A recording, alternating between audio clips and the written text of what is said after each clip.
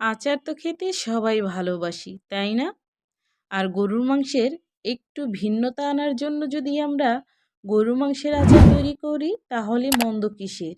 আর খেতেও তো দারুণ লাগে। আসসালামু আলাইকুম। আজকে আমি আপনাদের সাথে শেয়ার করছি গরুর মাংসের আচার। আর এখানে আমি চর্বি ছাড়া মাংস নিয়েছি। আর আদা ও রসুন বাটা দিয়ে দিচ্ছি, জিরা বাটা, মরিচের গুঁড়া, হলুদের গুঁড়া আর ধনিয়া গুঁড়া দিচ্ছি। দিচ্ছি সাদা তেল, স্বাদ বাড়ানোর জন্য লবণ। ভালো করে মাখিয়ে নিচ্ছি। আর আজকের গরুর মাংসের এই আচারটা যদি সবার ভালো লাগে, আমার চ্যানেলটি সাবস্ক্রাইব করবেন। আর ফেসবুক থেকে দেখলে ফলো দিবেন, শেয়ার করবেন।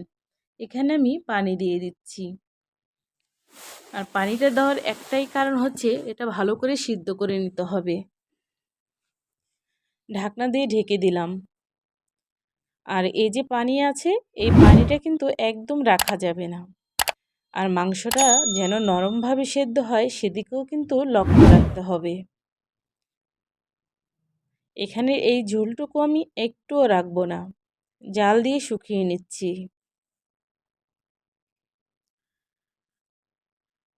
মাংসটা এখন আমি তুলে নিব।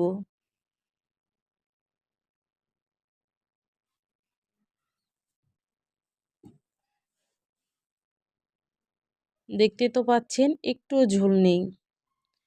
আর এদিকে আমি শুকনা মরিচ আর পাঁচফোড়ন ভেজে নিচ্ছি। আর লক্ষ্য রাখতে হবে যেন পুড়ে না যায়। ভাজাটা আমার হয়ে আসছে। 1 কাপ সরিষার তেল দিয়ে দিচ্ছি।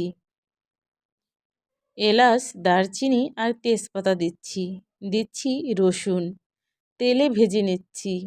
এভাবে ভেজে নিলে এই আচারটা খেতে কিন্তু দারুণ হয়। সেদ্ধ করা মাংস দিয়ে দিচ্ছি। রসুনের সাথে আবারও হাই হিটে ভেজে নিচ্ছি। গরুর মাংসের ভিতরে যেন পানি না থাকে সেদিকে লক্ষ্য রাখতে হবে। ভালো করে ভেজে নিতে হবে। আর পানি যদি থেকে যায় তাহলে এই আচারটা বেশি দিন সংরক্ষণ করে রাখা যাবে না।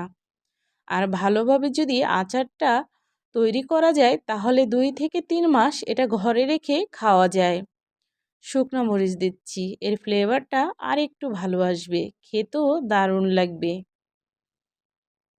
আর এখানে আমি দিয়ে দিচ্ছি তেঁতুলের মার। চাইলে আপনারা লেবুর রসও দিতে পারেন।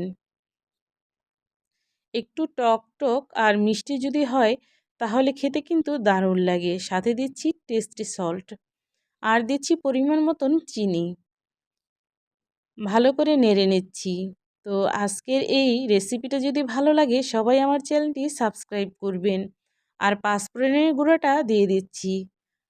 মাশাল্লাহ, দেখতে কিন্তু দারুণ হয়েছে। পোলাওয়ের সাথে বা রুটির সাথে খেতে কিন্তু দারুণ লাগে। আর এটা ঘরে যদি তৈরি থাকে যে কোনো সময় আপনারা এটা খেতে পারবেন।